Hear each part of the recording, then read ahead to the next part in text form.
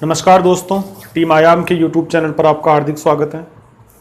Indian geography पढ़ रहे हैं अपन और इंडियन ज्योग्राफी में हम वनस्पति पढ़ रहे थे और वनस्पति में आज हम पर्वतीय वनस्पति पढ़ने वाले हैं। पिछले लेक्चर में हमने वनस्पति की जो शुरुआत में मैंने आपको दो वर्गीकरण पढ़ाए थे, आर्द्र वनस्पति और शुष्क वनस्पति, उनके बारे में हमने इससे पिछले लेक्चर्स जो हुए उनमें पढ़ा। आज तीसरा वर्गीकरण पढ़ते हैं भारत की प्राकृतिक वनस्पति का। तीसरा वर्गीकरण है पर्वतीय वनस्पति। नाम से मालूम चल रहा है कि ये कहाँ पाई जाएगी, पर्वत पर पाई जाएगी। सिंपल सी बात है, ये तो हमारा दिमाग चलता ही है कि पर्वतीय वनस्पति मतलब ऐसी वनस्पति, ऐसे पेड़ पौधे जो पहाड़ों पर पाए जाएंगे। उनमें क्या क्या प्रकार है, क्या क्या चीज़ें हैं, वो अपन देखते हैं। ठीक है, तो पर्वतीय वनस्पति से एक आइडिया आपको लग गया कि ये पहाड़ों पर पाया जाएगा, तो मतलब या तो हिमालय पर पाई जाएगी या फिर दूसरे जो पहाड़ है वहाँ पर पाई जाएगी। सिंपल सी बात है। तो सबसे पहले तो अपन हिमालय की वनस्पति को देख लेते हैं ना। तो पहले पर्वतीय वनस्पति में अपन सिंपल सी बात है, हमारे दिमाग में हिमालय आएगा और भारत की मुख्य रूप से अगर पर्वतीय वनस्पति कहें तो वो हिमालय की वनस्पति ही रहेगी। ठीक है, यहां देखो, यहां अब क्या करना है। अब तक हम जो वनस्पति पढ़ते आ रहे थे उसमें हमने क्या किया था, उस वनस्पति में हमने वर्षा के आधार पर वनस्पति का प्रकार निर्धारित किया था कि जहां ज्यादा बारिश है वहां सदाबहार वनस्पति है, जहां थोड़ी कम बारिश है वहां पर अर्ध सदाबहार, थोड़ी और कम बारिश है वहां पर पर्णपाती पतझड़ वाली वनस्पति, बहुत कम बारिश है वहां पर हमने कहा कि मरुस्थलीय वनस्पति है, कटीली झाड़ियां हैं। लेकिन यहाँ ये जो पर्वतीय वनस्पति है, यहाँ पर अब बारिश को आधार नहीं बना करके ऊंचाई के आधार पर इसका वर्गीकरण किया जाता है। ये बात ध्यान रखिएगा, ऊंचाई के आधार पर, ऊंचाई के आधार पर वर्गीकरण। ठीक है, तो पर्वतीय वनस्पति में आपको क्या करना है, ऊंचाई के आधार पर समझना है। ठीक है, यहां बारिश के हिसाब से वर्गीकरण नहीं कर करके ऊंचाई के आधार पर इसका वर्गीकरण किया जाता है। तो सबसे पहले अपन देख रहे हैं हिमालय की वनस्पति। हिमालय की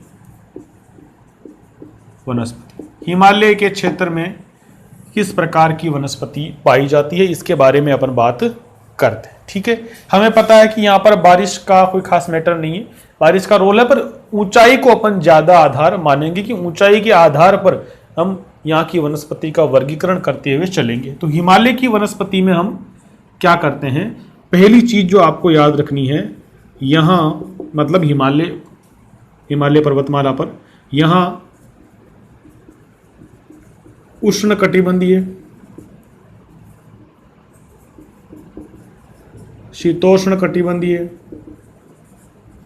ठीक है, टुंड्रा वनस्पति, शीतोष्ण और कभी कभी उपोष्ण भी लिखा आएगा, ये तीनों प्रकार की वनस्पतियां पाई जाएगी। मतलब सभी प्रकार की वनस्पतियां, सभी प्रकार, ठीक है, तीनों ही कटिबंधों की वनस्पतियां पाई जाएगी। मतलब कि मैंने आपको जब पढ़ाया था वर्गीकरण करना, देखो ये बीच का जो हिस्सा होता है इसको तो बोलते हैं उष्ण कटिबंध, इस वाले को बोलते हैं शीतोष्ण या उपोष्ण, और ये जो हिस्सा होता है उसको बोलते हैं अपन, ये बीच का फिर आगे शीतोष्ण, ये इसको बोलते हैं टुंड्रा वनस्पति। तो पहाड़ों पर जो है और हिमालय पर्वत पर तीनों प्रकार की वनस्पति पाई जाएगी। उष्ण कटिबंधीय वनस्पति भी पाई जाएगी, शीतोष्ण कटिबंधीय वनस्पति भी पाई जाएगी और टुंड्रा वनस्पति भी पाई जाएगी। मतलब कि हिमालय पर्वत पर उष्ण कटिबंधीय वनस्पति भी पाई जाएगी, उपोष्ण भी पाई जाएगी, शीतोष्ण भी पाई जाएगी और टुंड्रा वनस्पति भी पाई जाएगी। चार प्रकार आप कह सकते हो, इसको भी आप थोड़ा सा अलग से लिख सकते हो। दोनों का मतलब वैसे एक ही होता है, लेकिन ये थोड़ा क्या है, ये ठंड की ओर है, ये थोड़ा गर्मी की ओर है। ठीक है, इतना सा अंतर है और कोई खास अंतर नहीं है। उष्ण कटिबंधीय भी है, शीतोष्ण भी है और टुंड्रा, तीनों प्रकार की वनस्पति हिमालय पर पाई जाएगी। इस बात को आप याद रखोगे। ठीक है, इसके बाद में हम देखें अगली चीज हमको कौन सी देखनी है। अब देखो हिमालय भी जो है ना, हिमालय बहुत लंबी दूरी पर फैला हुआ है। ठीक है, पश्चिम से लेकर पूर्व तक हिमालय फैला हुआ है, यूं फैला हुआ है हिमालय यूं। ठीक है, ये यूं हिमालय फैला हुआ, ये हिमालय का फैला हुआ है। तो अब देखो इतनी लंबी दूरी पर फैला हुआ है, तो जाहिर सी बात है इधर वाली वनस्पति में और इधर वाली वनस्पति में अंतर पाया जाएगा। ये बात भी पूछी जाएगी। देखो रट्टा मारने से फायदा नहीं है, कंसेप्ट अगर आपका क्लियर रहेगा तो चीजें अच्छे से याद होगी। मैं अगर लिखा दूं, रट्टा मरवा दूं, मैं कहूँ कि इतना याद कर लेना, वो हो जाएगा। जब कभी कंसेप्चुअल सवाल आ जाएगा, कारण पूछने वाला सवाल आएगा, वहां फंस जाओगे। इसलिए हम ट्राई करते हैं कि हिमालय की वनस्पति में भी विभेद पाया जाएगा। मतलब ये वाला इलाका जो पश्चिमी हिमालय है और जो पूर्वी हिमालय है, उन दोनों की वनस्पति में अंतर पाया जाता है। बहुत बड़ा अंतर नहीं, पर अंतर हल्का फुल्का अंतर आपको मिलेगा। तो सवाल क्या बनेगा, हिमालय, पश्चिमी हिमालय और पूर्वी हिमालय की वनस्पति में अंतर क्यों पाया जाता है। अंतर तो पाया जाता है, फिर कारण पूछेगा कि क्यों पाया जाता है। ठीक है, तो हमको क्या लिखना है, पश्चिमी हिमालय व पूर्वी हिमालय की वनस्पति में अंतर पाया जाता है। देखो दोनों ही प्रकार क्या है, दोनों ही वनस्पतियां पर्वतीय वनस्पतियां, लेकिन थोड़ा बहुत अंतर पाया जाता है। वो क्यों पाया जाता है, इसके कारण देख लेते हैं। पहला कारण, पूर्वी हिमालय बंगाल की खाड़ी के नजदीक। ठीक है, पूर्वी हिमालय जो है ना वो बंगाल की खाड़ी के नजदीक है, मतलब समुद्र से उसकी दूरी कम है। और बारिश होने में, किसी भी जगह की बारिश जो है वो कितनी होगी, ये समुद्र से उसकी दूरी कितनी है, इस पर भी एक बड़ा रोल होता है। अगर समुद्र से कम दूरी है तो वहां पर बारिश ज्यादा होगी। तो सिंपल सी बात है, भारत का जो नॉर्थ ईस्ट वाला इलाका है, जो अरुणाचल प्रदेश का इलाका है, पश्चिम बंगाल, सिक्किम, इस साइड के जो पहाड़ है, वो जाहिर सी बात है बंगाल की खाड़ी के नजदीक है, हिंद महासागर में बंगाल की खाड़ी के नजदीक है। तो इसलिए यहां पर क्या होगी, बारिश ज्यादा होगी। ठीक है, फिर आपने देखा कर्क रेखा से नजदीकी, किसकी, पूर्वी हिमालय की।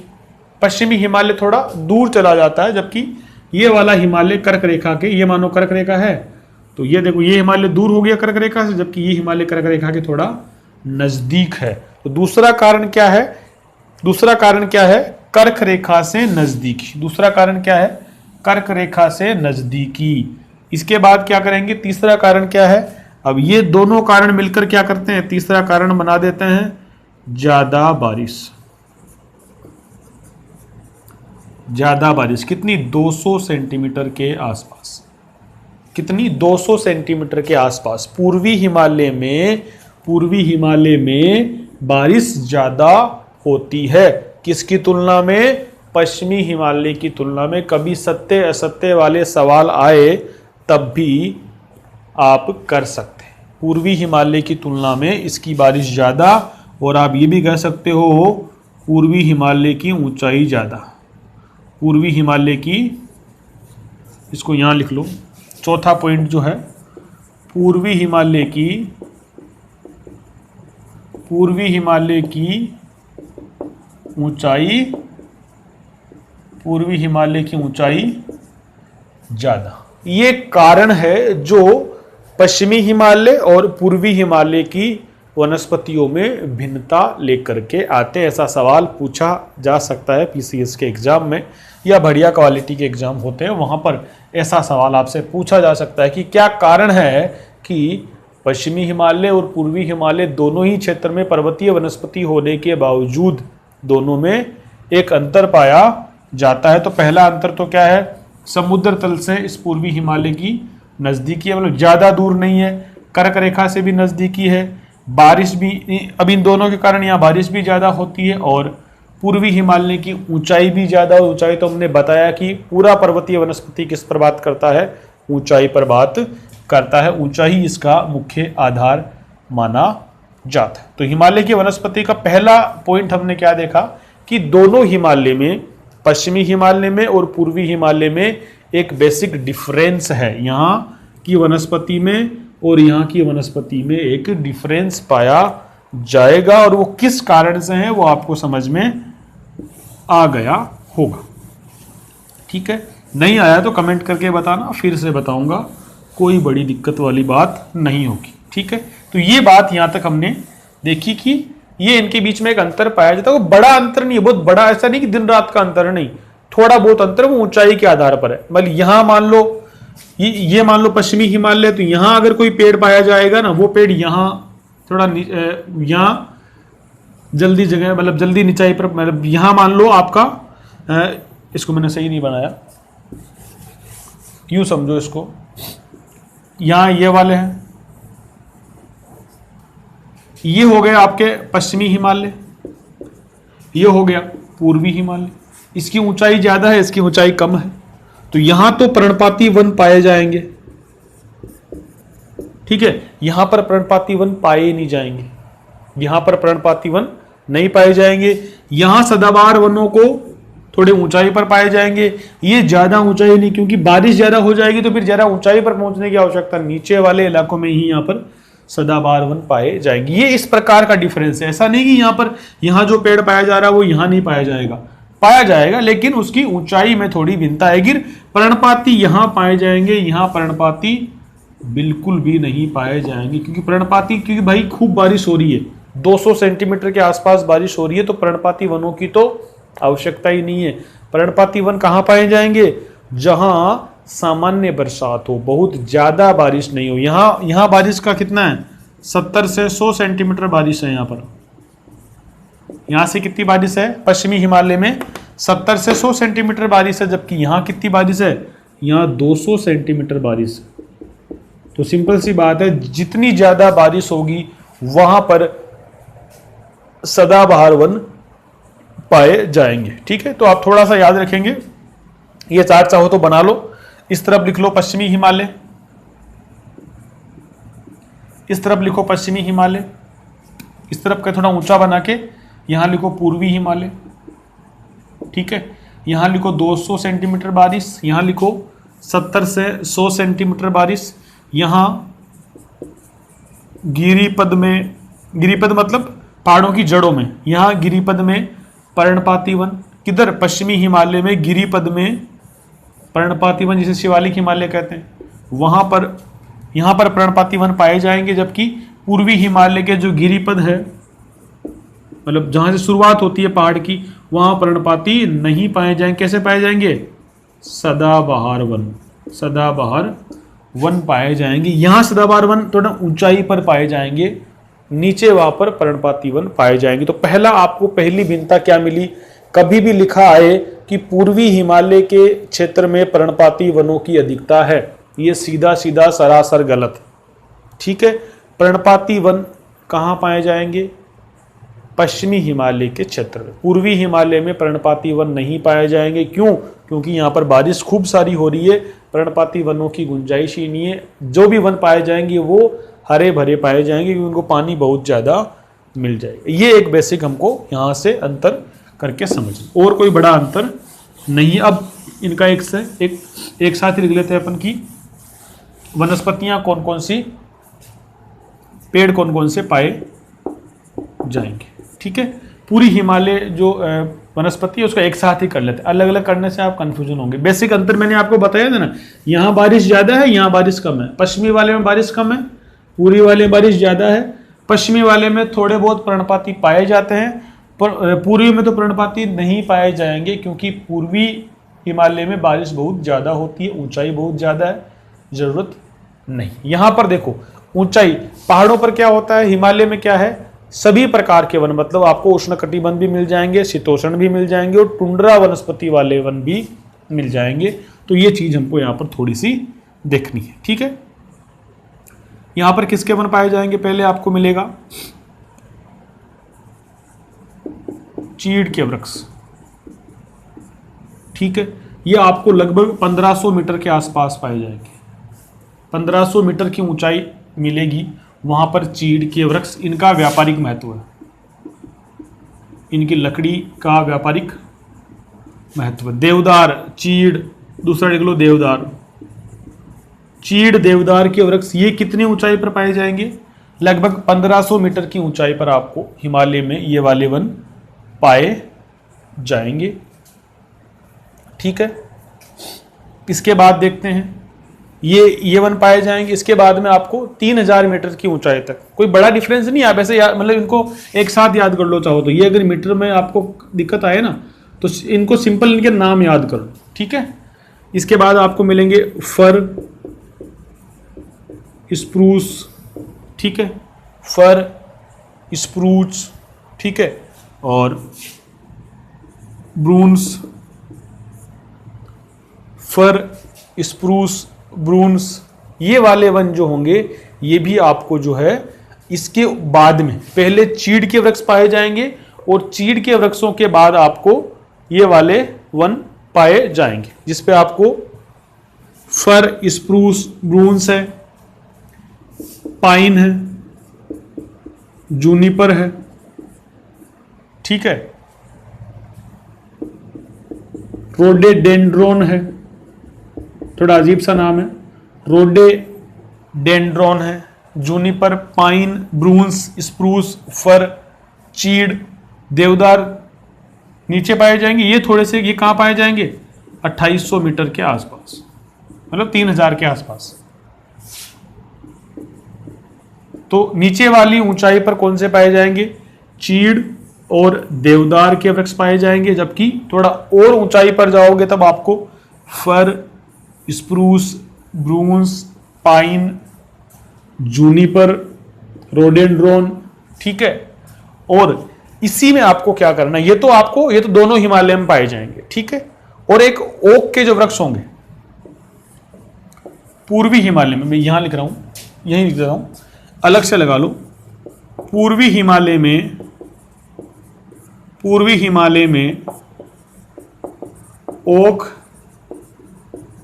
चेस्टनट के चौड़ी पत्ती वाले वृक्ष पाए जाएंगे, चौड़ी पत्ती वाले वृक्ष पाए जाएंगे,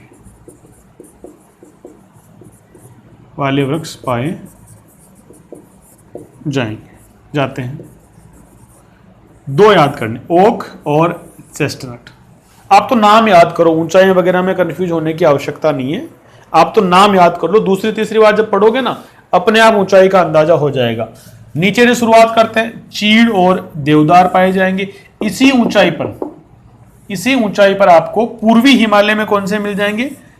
ओक और चेस्टनट। विशेषता क्या है? चौड़ी पत्ती वाले वृक्ष, मुलायम लकड़ी होगी इनकी। कैसी लकड़ी होगी? पूर्वी हिमालय की बात कर रहा हूं, पूर्वी हिमालय के क्षेत्र में इनकी मुलायम लकड़ी होगी। बाकी 2800 मीटर के आसपास दोनों ही तरफ आपको फर, स्प्रूस, ब्रूस, पाइन, जूनिफर, रोडेंड्रोन, ये वाले वृक्ष आपको 2800 मीटर की ऊंचाई पर पाए जाएंगे। ये हमको याद रखना है, ठीक है। और फिर आपको 3000 से ऊपर की तरफ जो है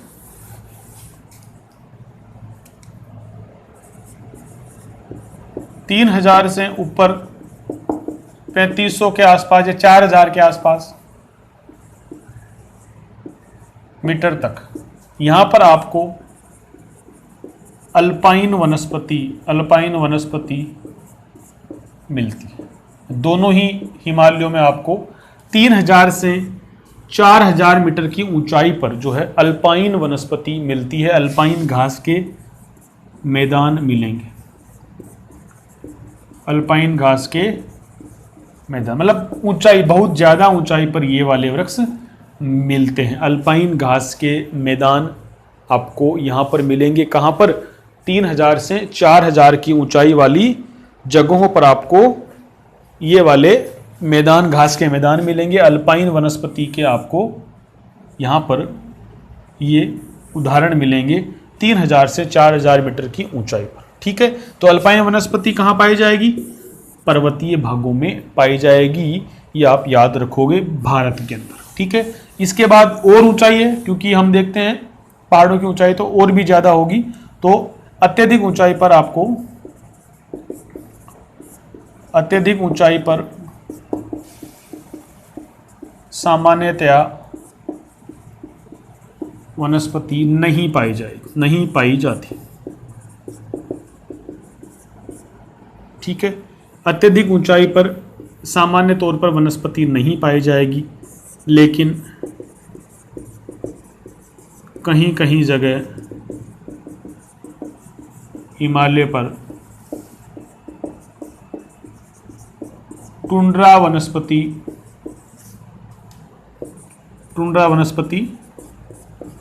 पाई जाती है।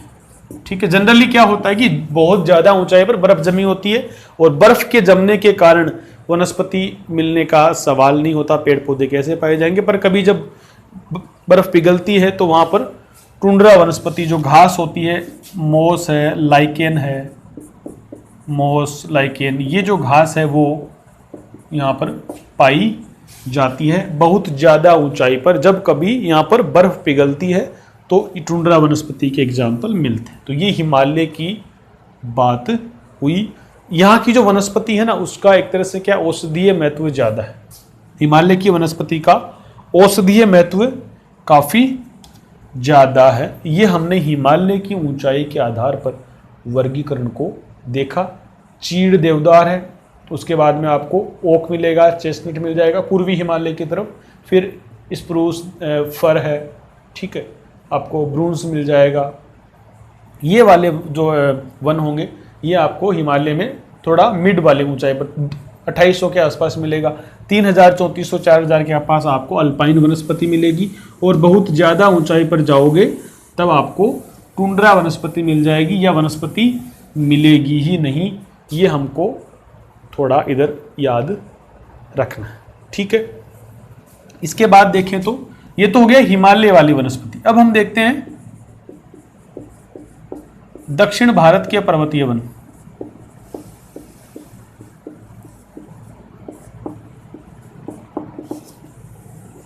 दक्षिण भारत के पर्वतीय वन, यहां पर देखो इनकी वनस्पति उनके समान नहीं है। दक्षिण भारत मतलब नीलगिरी की पहाड़ियां, अन्नामलई, जो मैंने आपका भारत का विस्तार पढ़ाया वहां मैंने आपको पर्वत पढ़ाए थे, ठीक है।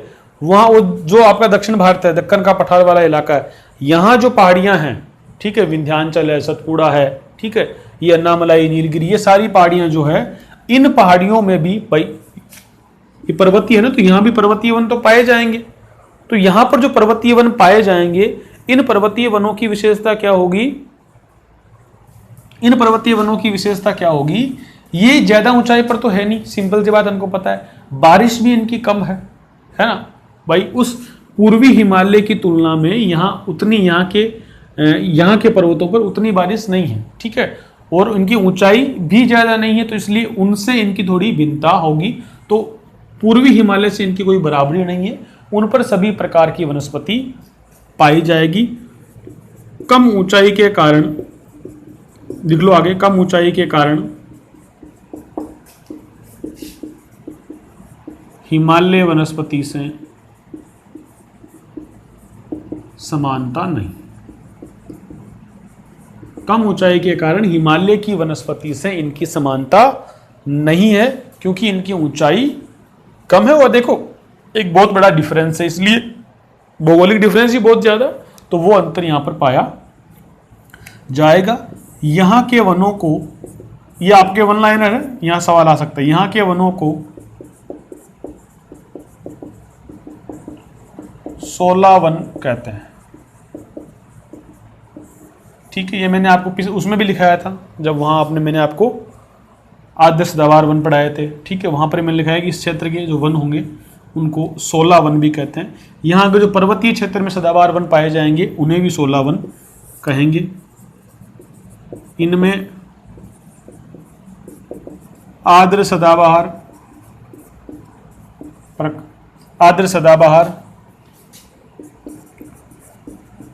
पर्णपाती प्रकार के वन पाए जाते हैं।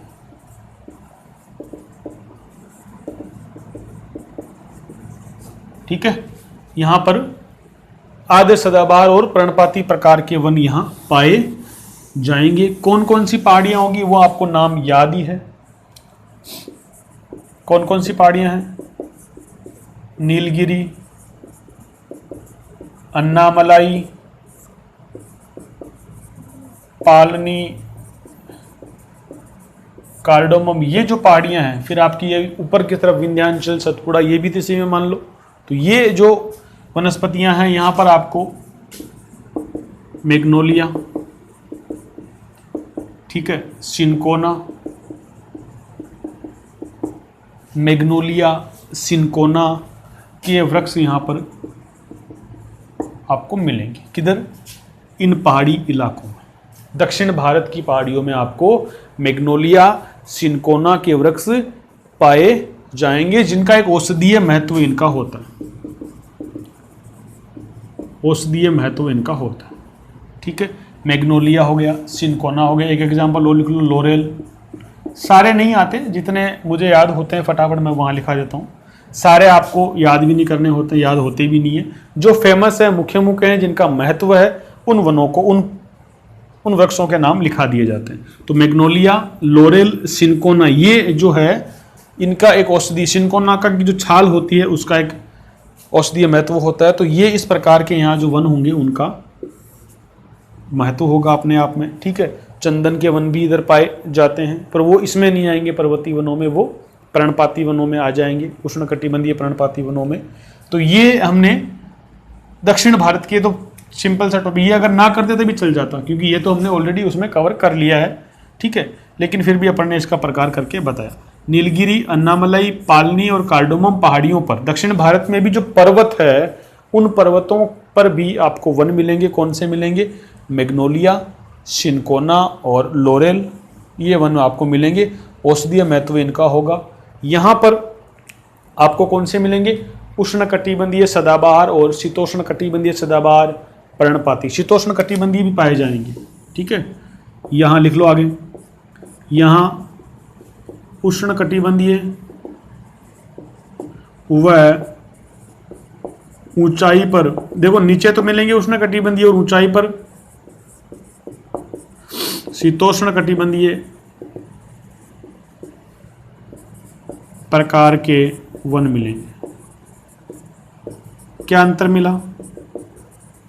उष्णकटिबंधीय तो मैंने आपको बता ही रखा है, जो भारत में प्रकार है, भारत का जो उष्णकटिबंध वाला प्रकार है, वो तो भारत में सारे ही वन उष्णकटिबंधीय है। लेकिन अगर मैं कहूं कि भारत में शीतोष्ण कटिबंधीय वन भी मिलेंगे, तो एक कहां और कहां मिल सकते हैं? केवल ऊंचाई वाली जगह पर मिल सकते हैं। अगर मैं आपसे कहूं कि भारत में शीतोष्ण कटिबंधीय वन भी मिलते हैं, तो बताइए कहां मिल सकते हैं? तो जमीन पर तो कहीं नहीं मिलेगा, जमीन पर तो आपको कहीं, मतलब जो समतल जमीन है ना, वहां तो कहीं नहीं मिलेगा। केवल और केवल कहां मिलने के चांसेस है? पहाड़ों पर। तो सिंपल सी बात है, दक्षिण भारत की पर्वतीय जो पहाड़ियां हैं, उन पर आपको शीतोष्ण कटिबंधीय, फिर आप कह सकते हो कि उपोष्ण कटिबंधीय वन मिल जाएंगे, क्योंकि पहाड़ जो है ना वो ऊंचाई पर होते हैं, और वहां पर फिर वो जमीन वाला नियम टूट जाता है। जैसे जैसे आप ऊपर पहुंचते जाओगे, ठंड बढ़ती जाएगी, और ठंड बढ़ेगी तो सिंपल सी बात है, शीतोष्ण कटिबंधीय वृक्ष, और बहुत ज्यादा ठंड बढ़ेगी तो टुंड्रा वनस्पति मिल जाएगी, जो हमने हिमालय के अंदर पाया। यहां पर आपको अल्पाइन वनस्पति या टुंड्रा वनस्पति देखने को नहीं मिलेगी। लिखा लेता हूं इसको भी आगे में। दक्षिण भारत के पर्वतों पर लिख लो, दक्षिण भारत के पर्वतों पर,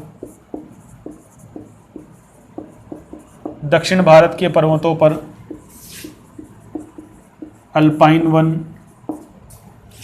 व टुंड्रा वनस्पति नहीं पाई जाती। क्यों? क्यों?